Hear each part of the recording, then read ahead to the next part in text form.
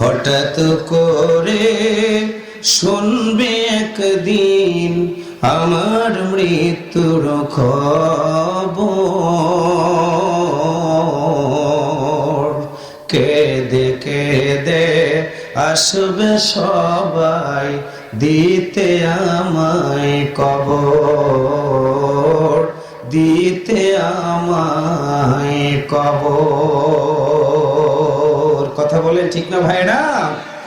লাশটি আমার থাকবে পড়ে বাড়ির আঙিনায়, মুখের কাপড় উঠায় সবাই কাঁদবে যে হায় হায়। আল্লাহু আকবার বলেন। ওরে কাদাতে লাভ হবে না, এই কাদাতে লাভ হবে না, ভয়ঙ্কর বড় ওই কবর। এই দুনিয়া পরীক্ষার হল, রাখলি না রে তুই খবর। এই দুনিয়া পরীক্ষার হল, রাখলি না রে তুই খবর। সন্ত্রাস, জঙ্গিবাদ, মাদক, ইফটিজিং, দুর্নীতি মুক্ত একটি সমাজ যদি গঠন করতে চাই, আল্লাহর কসম করে বলে পৃথিবীর প্রচলিত আইন দিয়ে 100% সফলতা আসবে না। বিশ্বনবী 23 বছরের নবুয়তি জিন্দেগিতে এই কোরআনটা দিয়ে 23 বছরের জীবনে গোটা দেশ, গোটা দুনিয়া কোরআনের শাসন দিয়ে মদিনার রাষ্ট্রপতি হওয়ার পরে একটি দেশে চুরি ছিল না, রাহাজানি ছিল না, ধর্ষণকারী ছিল না। মাত্র 23 বছরের নবুয়তি জিন্দেগিতে আমার এই দেশ স্বাধীন হয়েছে। 53 বছর হয়ে গেল, অনেক সরকার পরিবর্তন হয়েছে, কিন্তু 100% সন্ত্রাস, জঙ্গিবাদ, দুর্নীতি মুক্ত সমাজ গঠন করতে কেউ পারে নাই, পারবেও না। পারবে তখন আল্লাহর এই কোরআনের বিধান পার্লামেন্টে কায়েম হবে যখন। কথা বলেন। আসুন সে প্রত্যাশা রেখে এই আয়াতটা তেলাওয়াত করেছি। নাজিল হয়েছিল বিশ্বনবীর মাক্কি জিন্দেগিতে। মাক্কির জীবনটা অনেক কঠিন ছিল। কোরআনের কথাগুলো বলতে গেলে ঝামেলার মধ্যে পড়তে হয়েছে বিশ্বনবীকে। আজও বাংলাদেশ সহ গোটা পৃথিবীতে অমুসলিমরা এক, খ্রিস্টানেরা এক, নাসারারা এক, কিন্তু আজকে মুসলমানেরা এক না হওয়ার কারণে প্রতিদিন ফিলিস্তিনের গাজার মুসলমানদেরকে নির্মমভাবে হত্যা করা হচ্ছে। যে মাদ্রাসার উদ্যোগে মাহফিল হচ্ছে, এইরকম মাদ্রাসাগুলোকে তারা উপর থেকে বম্বিং করে ক্ষত বিক্ষত করে দিচ্ছে বিল্ডিং গুলো। আল্লাহর ঘর মসজিদের ভিতরে আমরা হাজির হয়ে সালাত আদায় করি, ওই মসজিদ গুলোকে তারা বম্বিং করে ধুলোর সাথে মিশিয়ে দিচ্ছে মসজিদ গুলোকে। মা বোনেরা, হাজার হাজার মা বোনেরা মাহফিলে হাজির হয়েছে, মায়ের পেটের ভিতর থেকে বাচ্চাটা প্রসব হয়ে গেছে ওই বোমার আঘাতে যখন ক্ষত বিক্ষত হচ্ছে ফিলিস্তিন, ক্ষত বিক্ষত হচ্ছে যখন গাজার মুসলমানেরা মসজিদগুলোকে যখন ভেঙে দিচ্ছে, মাদ্রাসাগুলোকে যখন নির্বিচারে আলেমদেরকে হত্যা করছে, এমন একটি সময় আজকের এই মাহফিল থেকে আমরা দীপ্ত কণ্ঠে শপথ নিয়ে জানাই দিতে চাই, কুরআনুল কারীমের সূরা তোহার 55 নম্বর একটি আয়াতে মহান আল্লাহ তাআলা বলেন, মিনহা খালাকনাকুম ওয়া ফিহা নুঈদুকুম ওয়া মিনহা নুখরিজুকুম তারাতান উখরা। আপনি আওয়ামী লীগ করেন, বিএনপি করেন, জামাত করেন, তাবলীগ করেন, হানাফি, শাফি, হাম্বলি, মালিকি, আট্টসি, সরমই, ডিসি, এসপি, র‍্যাব, চিতা, কোবরা, যে দলেরই আমরা মানুষ হই না কেন, যদি হই মুসলমান হওয়ার পরে আল্লাহর এই কোরআনের কথাগুলো বলেই যদি আমাদেরকে দাফন করে দিয়ে আসা হয়, সেদিন যেমন দলের কোনো কারণের মধ্য দিয়ে কোরআন তেলাওয়াতের পৃথকতা দেখানো হয় না, নামাজের ভিতরে দাঁড়াইলে যেমন কোনো পৃথকতা দেখানো হয় না। আজকে আপনাদেরকে একটা জিনিস বুঝতে হবে ভালো করে, গোটা বিশ্বের 1 নম্বর সন্ত্রাসী দেশ হলো আমেরিকা। ওই আমেরিকার প্রত্যক্ষ এবং মদদের কারণে ইসরায়েলের হানাদার বাহিনীরা প্রতিদিন মুসলমানদেরকে হত্যা করার তারা মিশনে মেতে উঠেছে।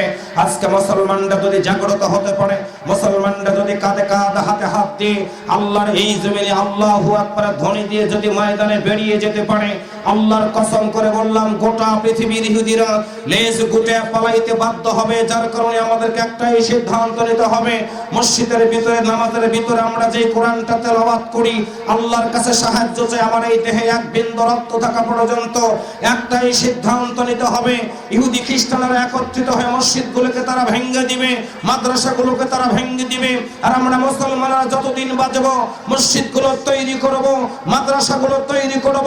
আমার এই দেহে এক বিন্দু রক্ত থাকা পর্যন্ত আল্লাহর কোরআনটাকে কোনোদিন জালিমদের পায়ের নিচে আমরা ফেলতে দিব না, দিব না, দিব না। কারা কারা কোরআন মানতে রাজি আছেন? দু হাত তুলে আমার আল্লাহকে দেখায়া দেন।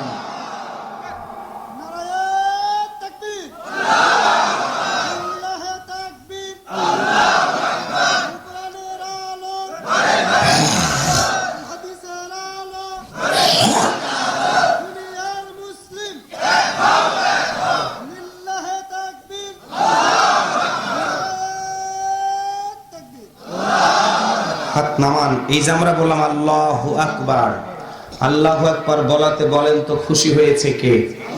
একসাথে বলেন, খুশি হয়েছে কে? রাগ করেছে কে? শয়তান। কে? শয়তান কি বাংলাদেশে আছে? মেহেরপুরে আছে? আমাদের এনালাইজ হলো বাংলাদেশে কোনো শয়তান নাই। কারণ হলো আসল যেই শয়তান তিনি আছেন রেস্টে। উনি চিন্তা করে দেখে যে বাংলাদেশে আমার সে অনেক ভালো ভালো শয়তান জায়গা মতো বসে আছে। একটু কথা বলেন, ঠিক না ভাইরা? অনেক শয়তান আমার ডান দিকে, বাম দিকে, সামনে, পিছনে। আমি যেই বাড়িতে থাকি আমার বাড়িতে শয়তান, আমি যে মহল্লায় বাস করি সেই মহল্লাতে শয়তান। কারণ ওজনে কম দেয়, আছে না নাই? জমির আল ঠেলে, দিনের কাম রাতে করে, আওয়াজ করে বলেন, আছে না নাই? তাহলে সেখানে ওই শয়তানের কোনো কাম নাই। আজকে গোটা পৃথিবীর ইহুদিরা খ্রিস্টানেরা ঘুরে বেড়ায়, সোরেরা ঘুরে বেড়ায়, আর আলেমরা, আহা কষ্ট হয় যে আলেমরা আল্লাহর কোরআন তেলাওয়াত করে রেহালের উপরে রেখে এরকম হাত দিয়ে তেলাওয়াত করে একটা করে হরফ কোরআনটা রাখে বুকের সাথে, সোরেরা ঘুরে বেড়ায়, সমস্যা হয় না। কিন্তু আলেমরা আজকে জেলখানায় জীবন কাটায়। কথা বলেন ভাই, ঠিক না? এমনই সময় এই মাদ্রাসার তলবুল ইলমদেরকে গুরুত্ব, মাদ্রাসা করে আমাদের সভাপতি সাহেবরা আপনারা কি লস করেছেন না লাভ করেছেন, এটার উপরে আমার আজকের আলোচনা। একটা বক্তব্য আজকে চ্যালেঞ্জ দিয়ে গেলাম। মিডিয়ার ভাইয়েরা, প্রশাসনের ভাইয়েরা, আপনাদেরকে আমি জানাই দিতে চাই, আলেমরা এই দেশে যতদিন বক্তব্য দেয় মসজিদের মেম্বার থেকে শুরু করে সন্ত্রাসের বিরুদ্ধে, জঙ্গিবাদের বিরুদ্ধে, মাদকের বিরুদ্ধে, ইফটিজিং এর বিরুদ্ধে, দুর্নীতির বিরুদ্ধে। কারণ বাংলাদেশে অনেক সিনেমা হল আছে, অনেক যাত্রা আছে, কিন্তু চ্যালেঞ্জ করে বলে গেলাম বাংলাদেশের কোনো আলেম একটাও যাত্রার মালিক নাই। জোরে বলা লাগবে, কথা ঠিক কিনা ভাইরা? বাংলাদেশে অনেক অনেক চুরির দরবার হয়, কিন্তু বাংলাদেশে কোনো আলেমকে বলতে পারে না এই লোকটা চুরি করার কারণে তাকে এইটা করা হয়েছে, অন্য কারণে গ্রেপ্তার হয়েছে, কিন্তু চুরির কোনো দলিল তারা কোনোদিন দেখাইতে পারে না। যাত্রার কোনো মালিক যদি আলেমরা না থাকে, সিনেমা হলের মালিক যদি আলেমরা না থাকে, এবং মানুষদেরকে মদের দিকে যদি আলেমরা আহ্বান না করে থাকে, মুসলমান হিসাবে আওয়াজ করে বলুন তো, যতদিন আমরা বাঁচবো এই আলেম সমাজকে সম্মান করা দরকার আছে না নাই? আরো জোরে বলেন, আছে না নাই? আলেম সমাজ হচ্ছে আমার অহংকার। কেমনে?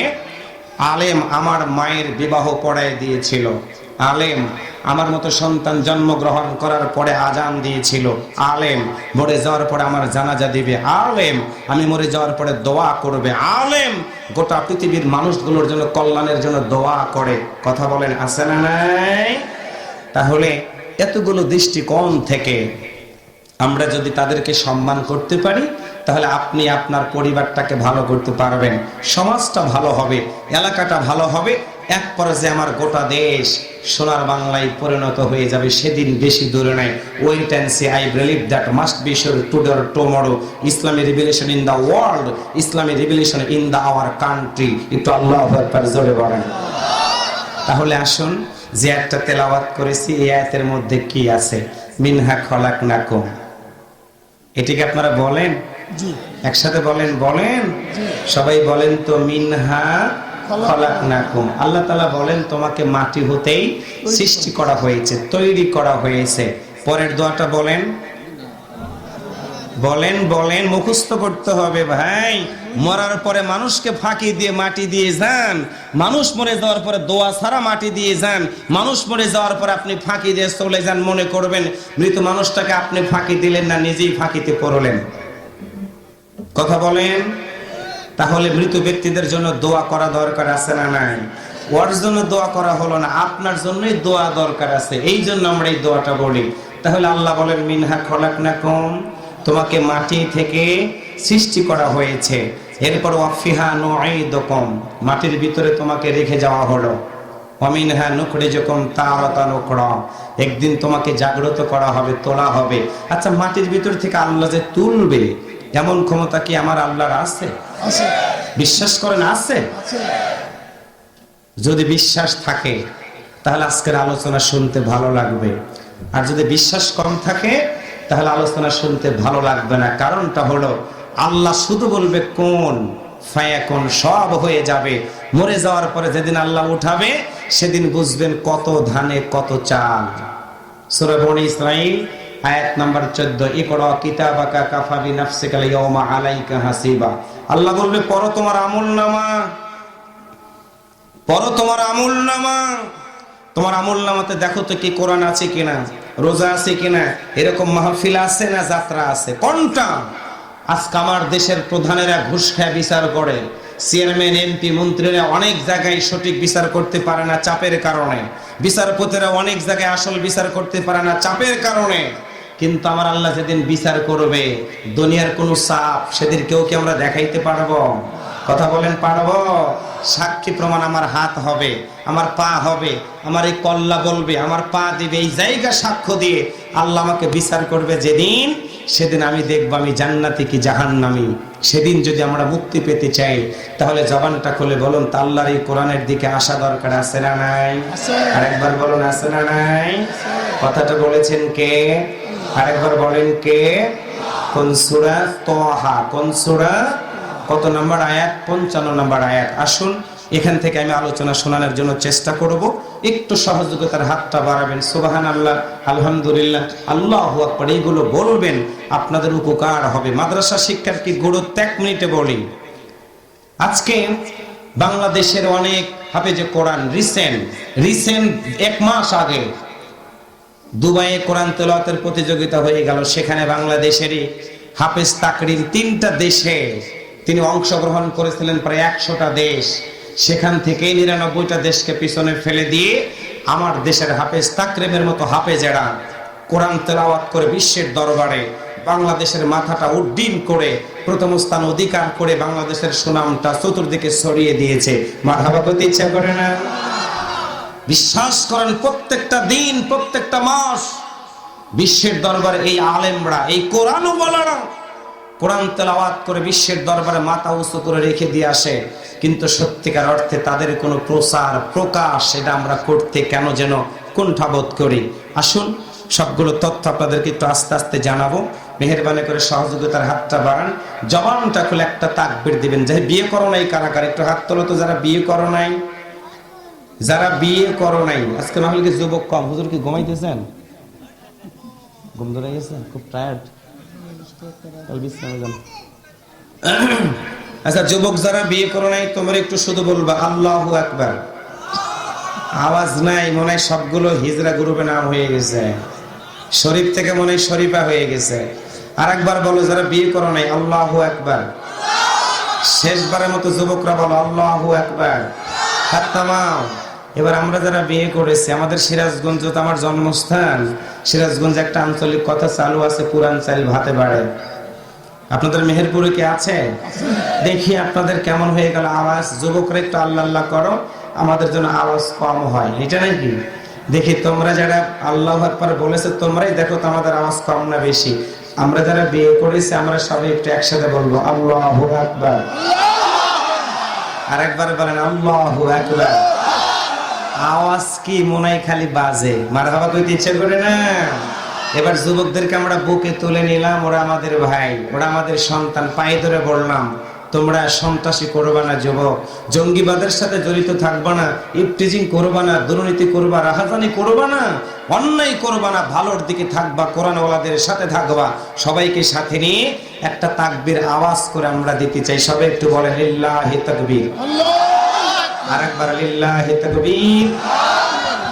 মাশাআল্লাহ, আসুন তেলাওয়াত করি, আলোচনার দিকে ফিরে যাচ্ছি। পড়ুন সবাই আমার সাথে, চুপ করে থাকবেন না, অন্তত আউযুবিল্লাহ বিসমিল্লাহ একটু পড়ুন। আল্লাহ তাআলা আমাদের প্রতিটা হরফের বিনিময়ে সওয়াব দান করে দিবে। আপনাদের জীবনে কি সওয়াবের দরকার আছে? আছে। আরেকবার বলেন আছে? তাহলে পড়ুন সবাই। আউযু বিল্লাহি মিনাশ শাইতানির রাজীম। বিসমিল্লাহির রাহমানির রাহিম। মিনহা খালাকনাকুম ওয়া ফিহা নুঈদুকুম ওয়া মিনহা নুখরিজুকুম তারাতান উখরা। আল্লাহু আকবার বলেন। সম্মানিত গাংনীবাসী, বিশ্বনবী সাল্লাল্লাহু আলাইহি ওয়াসাল্লামের মক্কি জিন্দেগিতে সূরাটি নাজিল হয়।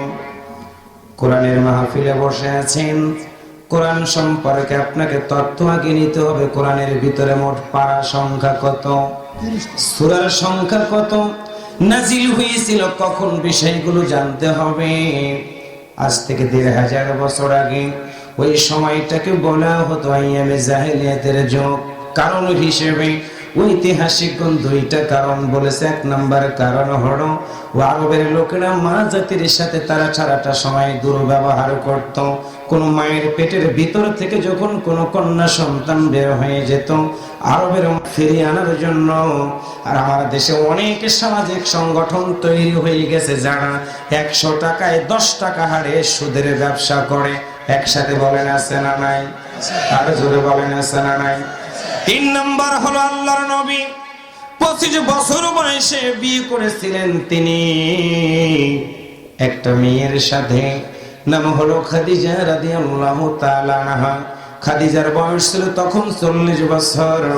আল্লাহর নবী সময়টা অতিবাহিত করা শুরু করে দিলেন মানুষগুলোকে হেদায়েতের পথ দেখানোর জন্য। হাজী সাহেব এইখানে আছেন, সাক্ষ্য দিবেন। হেরা পর্বতের গুহা হলো সমতল ভূমি থেকে প্রায় ২ কিলোমিটার মতো লম্বা উঁচু পাহাড়।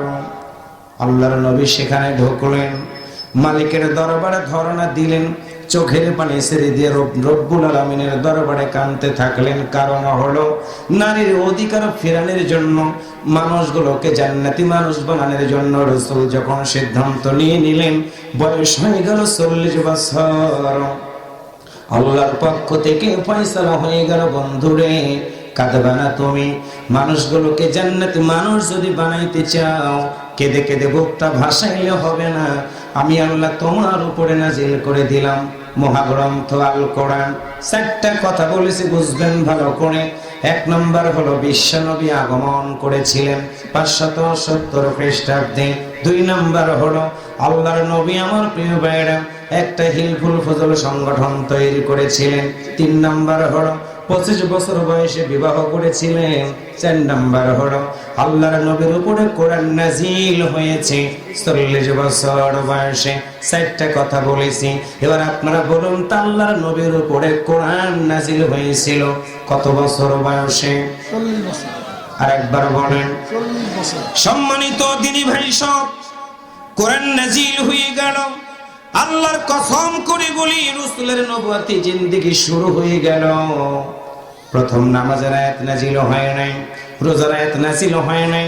আজকে যে হাফিজিয়া মাদ্রাসার সুন্দর করে আয়োজন করেছেন, এই শিক্ষার উপরে আমার আল্লাহ তাআলা প্রথম আয়াত নাজিল করে বললেন, ইকরা বিসমি রাব্বিকাল্লাযী খালাক। পড়ো তোমার প্রভুর নামে, যে প্রভু তোমাকে সৃষ্টি করেছেন। আমার সামনে সব দলের ভাইরা বসে আছেন, বাদাম খাওয়াটা বন্ধ করে এই জবানটা দিয়ে বলুন তো আমাদের মতো মানুষগুলোকে সৃষ্টি করেছেন কে? আল্লাহর নবীর উপরে প্রথম আয়াত হলো ইকরা, পড়ো। কেন পড়ার কথা বলা হলো? একই মানুষ পড়ে কেমিস্ট্রি, পড়ে ফিজিক্স, পড়ে বায়োলজি, পড়ে ম্যাথ, পড়ে জিওগ্রাফি। আমি না করবো না, কেমিস্ট্রি পড়বেন, ফিজিক্স পড়বেন, বায়োলজি পড়বেন, ম্যাথ পড়বেন, ফিলোসফি পড়বেন, না করবো না। কিন্তু আল্লাহ বলেছেন ইকরা, পড়ো। এই পড়ার মাধ্যম দিয়ে এতটুকু জানিয়ে দিয়েছেন কোরআনের ভিতরে, সেটা হলো আপনি পড়তে যাবেন জ্ঞান অন্বেষণ করার জন্য।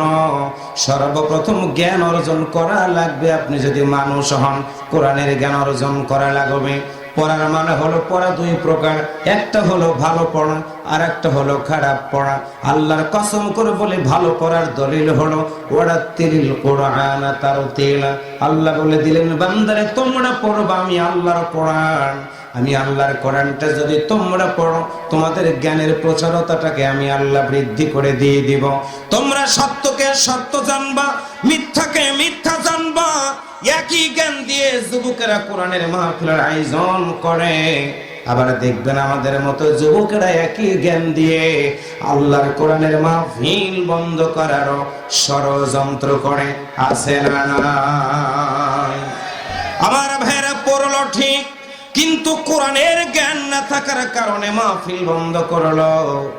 আপনাদের কাছে পায়ে হাত দিয়ে বলে যেতে চাই, মাহফিলের আয়োজন করেছে যারা, সুসংবাদ দিয়ে যায় তাদেরকে আল্লাহর নবী এই দাওয়াতটাই দিয়েছিলেন মানুষগুলোকে। সূরা হামিম আস-সাজদা আয়াত নাম্বার 33 আমার আল্লাহ সুন্দর করে রাসূলের মাধ্যম দিয়ে গোটা জাতিগুলোকে জানাই দিয়ে দিলেন, ওয়ামান আহসানু কাওলাম মিম্মান দাআ ইলাল্লাহি ওয়া আমিলা সালিহান وقال إنني من المسلمين।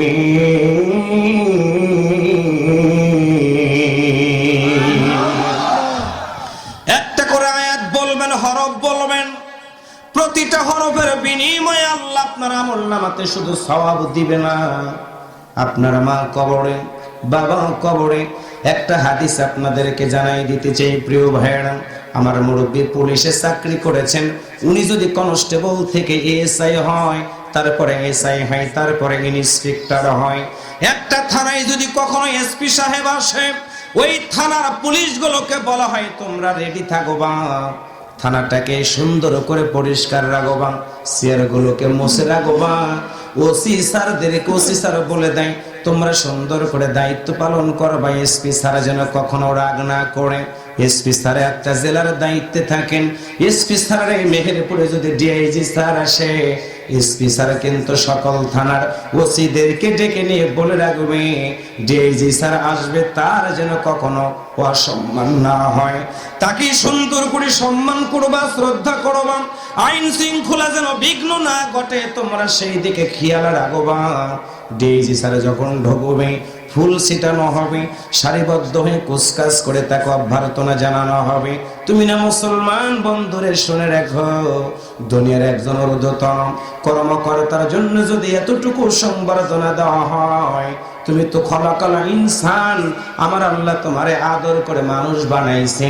ওই মানুষ তুমি যখন আল্লাহর কোরআন তেলাওয়াত করতে থাকো, তোমার মা যদি কবরে থাকে, তোমার বাবা যদি কবরে থাকে, আল্লাহর ফেরেশতারা তোমার এই কোরআন তেলাওয়াতের সওয়াবের খাতিরে তোমার মাকে বাবাকে আহলান সাহলান জানাইয়া ফেরেশতারা সংবর্ধনা দিয়ে তোমার মা বাবার কবরটাকে জান্নাতের বাগান বানায়া দিয়ে দেয়। আজকে আমরা মানুষ সেইটা বুঝি না। আমার আল্লাহ সুন্দর করে বলেন, ওয়ামা খালাকাতুল জিন্না ওয়াল ইনসা ইল্লা লিয়াবুদুন।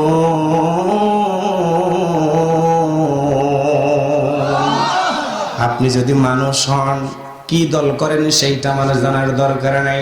আল্লাহ বলেছেন আমি মানুষ এবং জিন জাতিকে আমার ইবাদত করার জন্য সৃষ্টি করেছি। সূরা জারিয়াত আয়াত নাম্বার হলো 56। এইখানে আপনি আওয়ামী লীগ করেন, অসুবিধা নেই, আপনার ইবাদত করা লাগবে আল্লাহর। আপনি বিএনপি করেন, জামাত করেন, যে দল করেন না কেন, যদি হন আপনি মানুষ, আপনাকে বুঝতে হবে আমি মানুষ হয়েছি, আমার 100% ইবাদত করা লাগবে আল্লাহর। এইটা আমি রাকিবুল বলে নাই, সভাপতি বলে নাই, মুহতামিম বলে নাই, মানুষদেরকে আল্লাহর ইবাদত করা লাগবে। আওয়াজ করে বলুন তো, বলে দিয়েছেন কে? আল্লাহ। আরেকবার বলেন আল্লাহ। এবার আসেন কোন মানুষ আল্লাহর ইবাদত করবে, আল্লাহ সেটাও বলে দিলেন। কুরআনুল কারীম সূরা আলে ইমরান আয়াত নম্বর 110, কুনতুম খায়রা উম্মাতিন উখরিজাত লিন-নাস তা'মুরুনা বিল মা'রুফ ওয়া তানহাউনা আনিল মুনকার ওয়া তু'মিনুনা বিল্লাহ।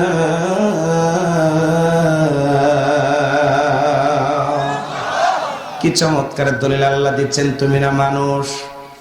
তুমি কেমন মানুষ শুনে রাখো, তোমার সম্পর্কে আল্লাহ এইখানে বলেছেন উত্তম মানুষ তুমি। আল্লাহু আকবার বলেন, আরেকটু জোরে বলেন। এই পিছনের দুই যুবক, এই কি সমস্যা? কোথায় যাও? কয় নাম্বার? এক। যাও, একবারে তোমার ছুটি, যাও। দিনাজপুরে গেছে ওয়াজ করার জন্য, এক যুবক সামনে থেকে দাঁড়ায় গেছে। বললাম ভাই কি প্রবলেম? কয় হুজুর 3 নম্বরের খুব চাপ। বললাম এক বুঝলাম, তবলিগে গেলাম, নেশাব দিলাম, মুরব্বীদের সাথে সময় দিলাম, 1-2 বুঝলাম, 3 নম্বর তো বুঝলাম না। বললাম বলো ভাই 3 নম্বরটা? কয় হুজুর 3 নম্বর মানে হলো বিড়ি খাওয়া। আমি বললাম এইটা আবার কোন খাটাস? আমার দিকে তাকাই বলে হুজুর আমার নাম যে খাটাস জানলেন কেমনে? সভাপতি কয় হুজুর ওই বেটার নাম আসলেই খাটাস। এরকম কি বিড়ি খাকুন না খাটাস 2-4টা আছে, থাকেন 12টায় মোনাজাত দিব, টেনশন করবেন না।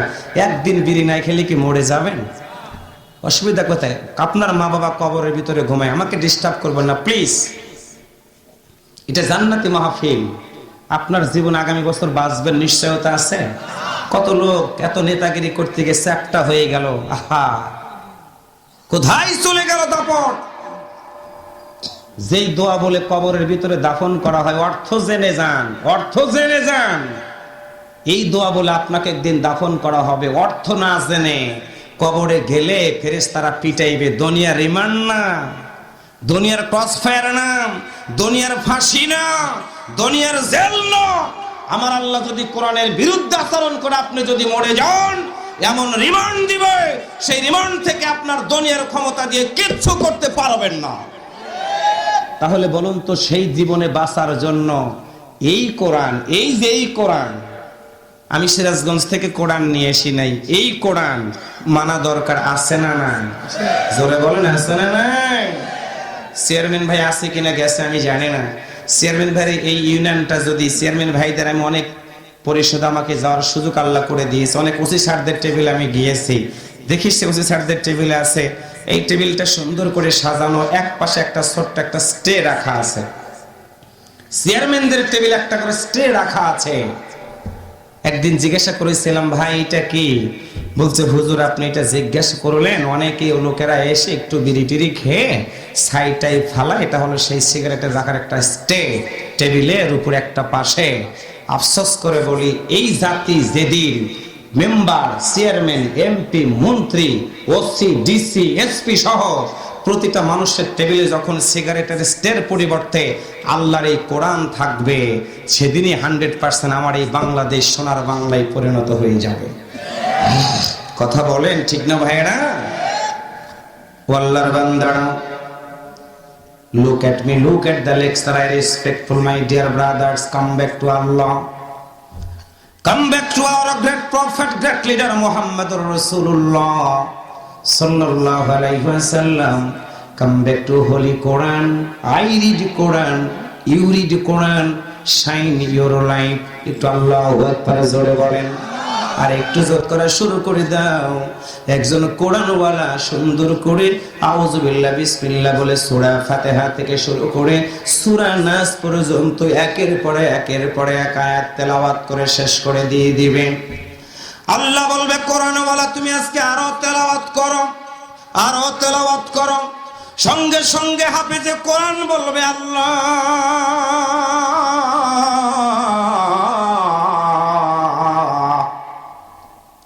আজকে তেলাওয়াত করার মতো আমার সিনার ভিতরে একটাও আয়াত নাই আর হরফ নাই, আমি আর তেলাওয়াত করতে পারবো না, কিচ্ছু আমার ভিতরে নাই। আল্লাহ তখন বলবে বান্দারে বলো, আমি আল্লাহ বলেছিলাম কোরআনের শিক্ষা যারা গ্রহণ করবে, কোরআনের পথে যারা থাকবে, আমার একটা ওয়াদা ছিল। সূরা আল মাইদা আয়াত নাম্বার 9, ওয়া'দাল্লাহুল্লাযীনা আমানু ওয়া আমিলুস সালিহাতি লাহুম মাগফিরাতুন ওয়া আজরুন আযীম।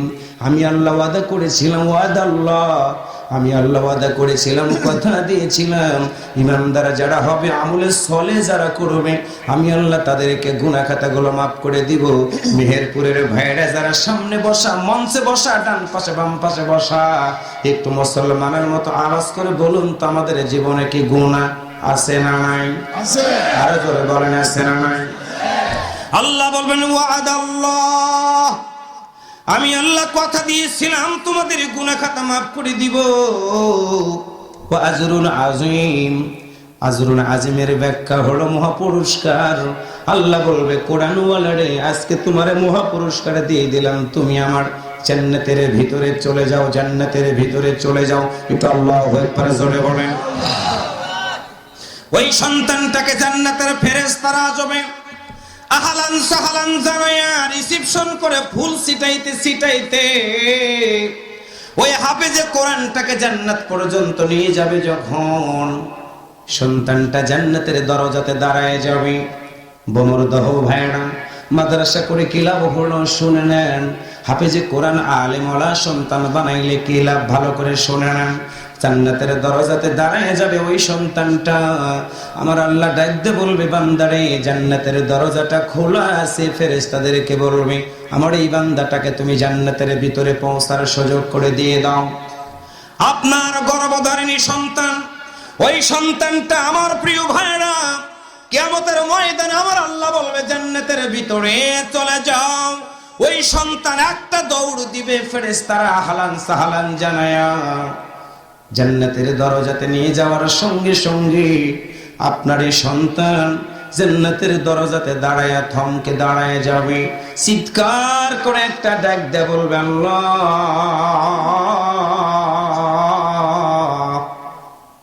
সবাই একটু আমার সাথে ডাক দিয়ে বলেন আল্লাহ, আর একবার বলেন আল্লাহ। অন্তর থেকে একটু আওয়াজ করে ডাক দিয়ে বলেন আল্লাহ। হাফেজে কোরআন ডাক দিয়ে বলবে আল্লাহ।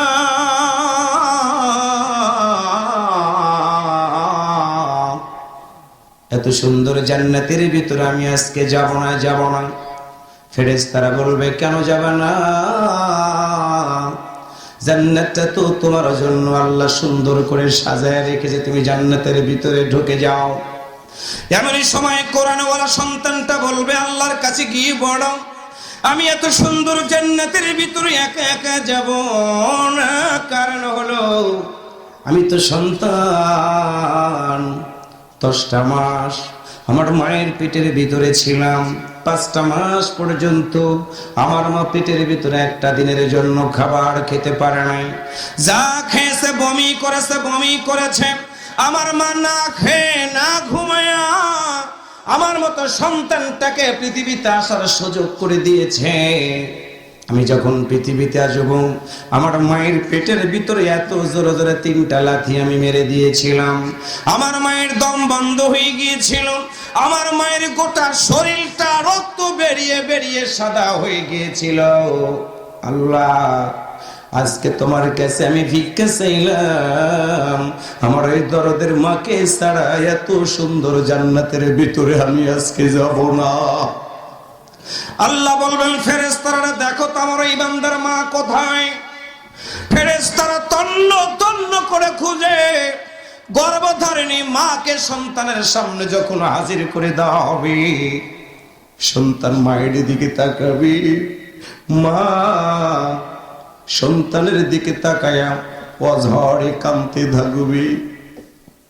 সন্তান বলবে মা, আমি আজকে তোমার মতো মারে সারা আল্লাহর জান্নাতের ভিতরে যাব না। মা সন্তানের পাশে দাঁড়াবে, সন্তানের দিকে তাকাইয়া 2টা চোখ ভিজে ভিজে বলবে বাঁচা ধন রে, আজকে মনে হয় আমার জীবনটা ধন্য হয়ে গেল রে। আব্বুরে তুমি তো জানো আজকে জাহান্নামের আগুন কত গরম হয়ে গেছে, জাহান্নামের লেলিহান শিখা দাও দাও করে জ্বলতেছে, মানুষগুলো শুধু বাঁচাও বাঁচাও বলে চিৎকার করে। আব্বুরে তুমি জান্নাতের ভিতরে না গিয়ে তোমার মায়ের কথাটা আজকে তুমি মনে করেছো। আমি তো তোমার মা না খেয়ে তোমার মতো সন্তানটারে আলেম বানাইছিলাম। আব্বুরে তুমি যখন তারা আল্লাহর কাছে গিয়ে বলবে, আল্লাহ বোমর দহর এই মাদ্রাসার ছাত্রটা আজকে তোমার মতো মালিকের দরবারে কেঁদে কেঁদে বুকটা ভাসাইতেছে, তার বাবারে ছাড়া আল্লাহ তোমার জান্নাতের ভিতরে যাবে না। আল্লাহ বলবেন, ফেরেশতারা যাও, আমি আল্লাহর জাতের কসম আমি তো বলেছিলাম লা তাকনাতু মির রাহমাতিল্লাহ, আমার রহমত থেকে তোমরা নিরাশ হয়ে যেও না। আমার বান্দা সেদিন চাকরি করেছে অন্য জেলায়, আহারে বাড়িতে এসে দেখে সন্তানটা মাদ্রাসায় চলে গেছে, বাবা ঘুমায় নাই। রাত 10টা বেজে গেছে, জার্নি করে আসার পরে ওই সন্তানটা বাড়িতে আসার পর বাবা সন্তানের পাশে গিয়ে বসে, আব্বু আব্বু বলে ডাক দেয়। হঠাৎ করে ছোট্ট বাচ্চাটা ঘুমায় গেছে। প্রিয় ভাইরা, আমি বয়ান করতেছি, আমার সামনে ছোট্ট মাসুম বাচ্চারা ঘুমায় যেতেছে, ঠিক তেমনি করে বাবা দেখবে সন্তানটা ঘুমিয়ে গেছে, পকেটের ভিতরে একটা কমলা রেখে দিয়েছে, সন্তানটাকে খাওয়াবে। সন্তান ঘুমিয়ে গেছে, বাবা ঘুমায় না ঘুমায় না। বিবি ডাকতে বলে, স্বামী রে, অনেক দূর থেকে তুমি চাকরি করে এসেছো, তুমি কি ঘুমাবা না? তখন ডাকতে বলেছিল, বিবি রে, জার্নি করে আসছি, ঘুমটা আমার ধরে না। হঠাৎ করে দেখা যায় সন্তানটা বিছানা পড়ে পেশাব করে দিয়েছে। বিছানাটা ভিজে যাওয়ার কারণে মা ওই সন্তানটার পেশাব পরিবর্তন করার সময় সন্তানটাকে উঠে যখন কোলে নেয়, সন্তানটার ঘুমটা ভেঙে যায়। মা মা বলে ডাকে। পকেট থেকে ওই সন্তানের বাবা একটা কমলা কিনে নিয়েছে কুষ্টিয়া থেকে। ওই কমলাটা ছিলে ছোট্ট মাসুম বাচ্চার মুখের ভিতরে দেয়। সন্তান খেতে পারে না, একটু করে চটকায়া ফেলে দেয়। এই দৃশ্যটা দেখে বাবার দুইটা চোখ বেয়ে পানিগুলো গড়াইয়া গড়াইয়া পড়ে। বিবি ডাকতে বলে, স্বামীরে তুমি কেন কাঁদতেছো?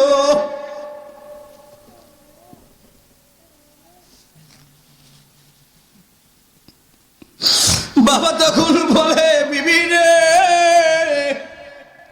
অফিস যখন ছুটি দিয়েছে তখনই ভেবেছি আমি আমার বাচ্চার মুখে আমি একটু কমলা তুলে দিব। বিবি রে, এসে দেখি বেটা আমার ঘুমায় গেছে রে।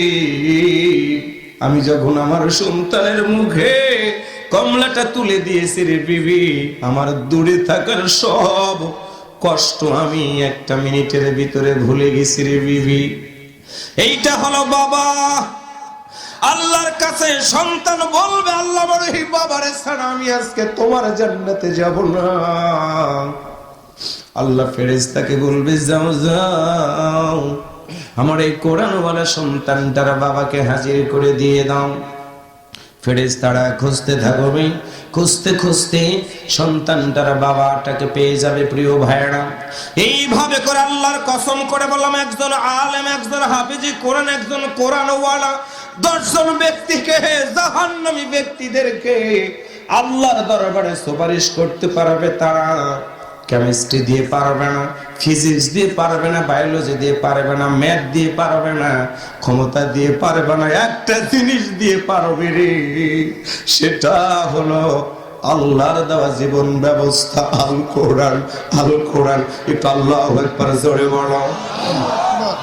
আমার প্রিয় ভাইরা, সেই কোরআন মানুষের জন্য হবে সুপারিশকারী, আবার এই কোরআন হবে কিছু মানুষের জন্য আমার ভাইরা ওই মানুষটার জন্য কোরআনটা বদদুয়া করবে।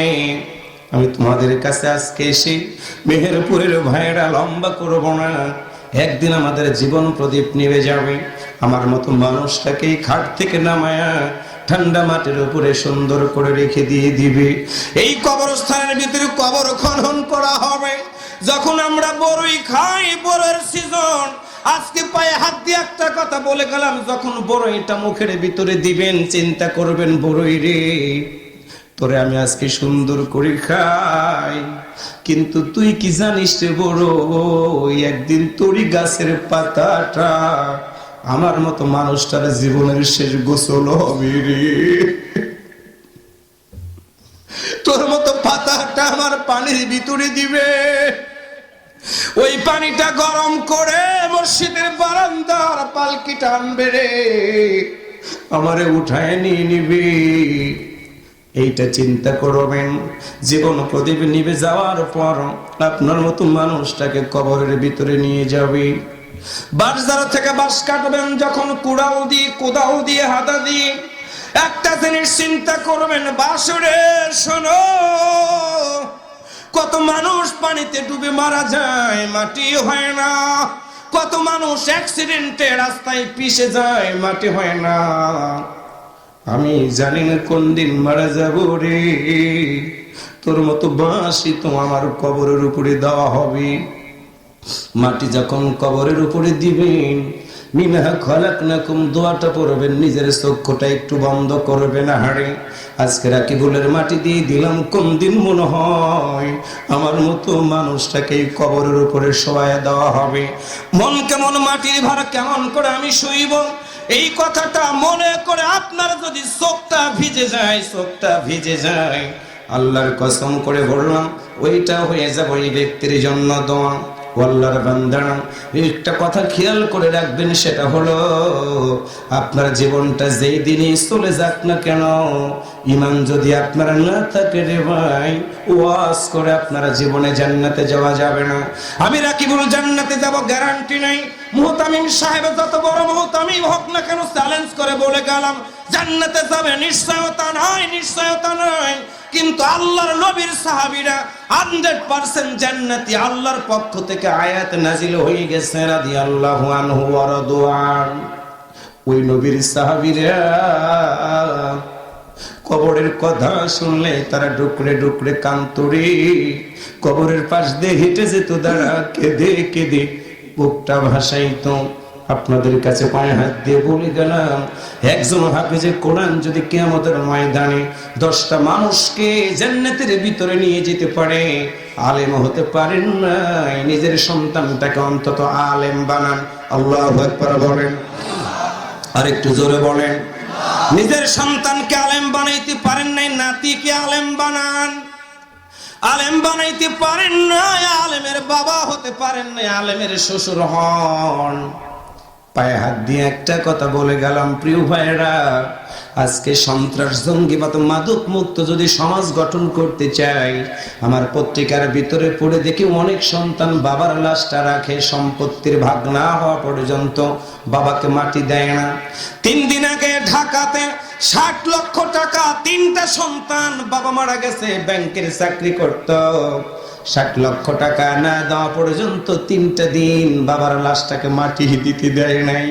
কিন্তু তোমারে জানাই দিয়ে গেলাম, তোমার সন্তান যদি আলেম হয়, তোমার সন্তান যদি হাফেজে কোরআন হয়, তুমি যেদিন মারা যাবা মা বাবা, তুমি যেদিন মারা যাবা, তোমার মতো লাশটা যখন তোমার সন্তান কাঁদে নেবে, একটা কথা মনে করবে, আমার বাবা চাকরি করতো, কামলা বিক্রি করে আমার মতো সন্তানটাকে আজকে এত বড় বানাইলো, আজকে আমার টাকা হয়ে গেল, বাড়ি হয়ে গেল, কিন্তু আমার আব্বারে বাড়িতে উঠাইতে পারলাম না।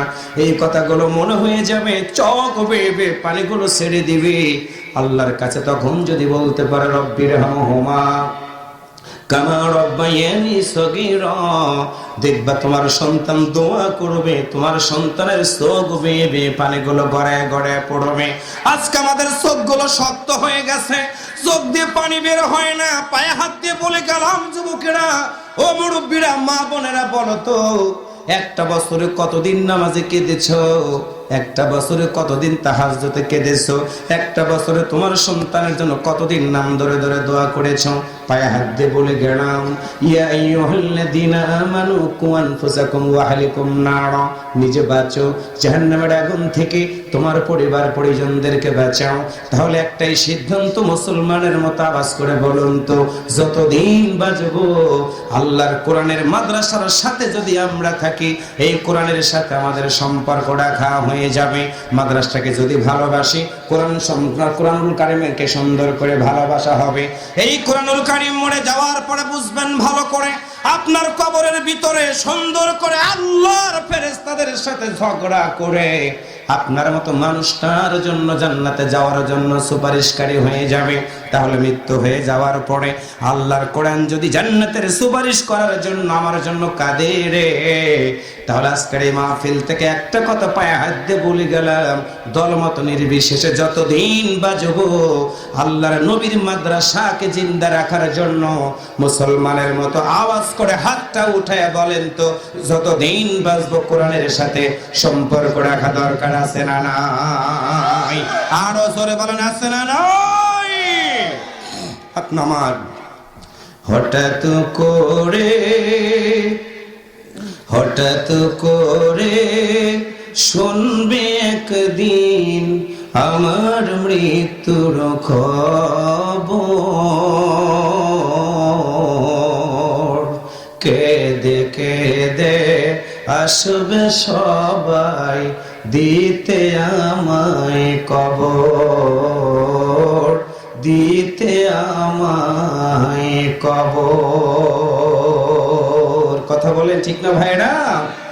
লাশটি আমার থাকবে পড়ে বাড়ির আঙিনায়, মুখের কাপড় উঠায় সবাই কাঁদবে যে হায় হায়। আল্লাহু আকবার বলেন। ওরে কাদাতে লাভ হবে না, এই কাদাতে লাভ হবে না, ভয়ঙ্কর বড় ওই কবর। এই দুনিয়া পরীক্ষার হল, রাখলি না রে তুই খবর। এই দুনিয়া পরীক্ষার হল, রাখলি না রে তুই খবর। হঠাৎ করে শুনবে একদিন আমার মৃত্যুর খবর, কেঁদে কেঁদে আসবে সবাই দিতে আমায় কবর, দিতে আমায় কবর। মিনহা খলকনাকুম ওয়া ফিহা নুঈদুকুম ওয়া মিনহা নুখরিজুকুম তারাতান উখরা।